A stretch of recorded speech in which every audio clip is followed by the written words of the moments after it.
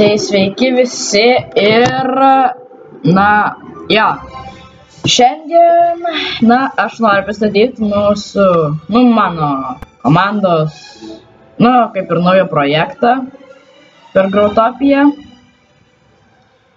Tai yra kaip ir paversti vieną visiškai nūbišką pasaulį į gerą, normalų, neblogą pasaulį.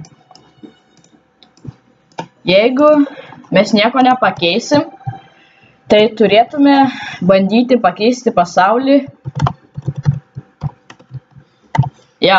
Kaip ir matot. Kol kam čia mano draugas užsilokinęs small loką, kad nieks neįtų. Labai geras worldas.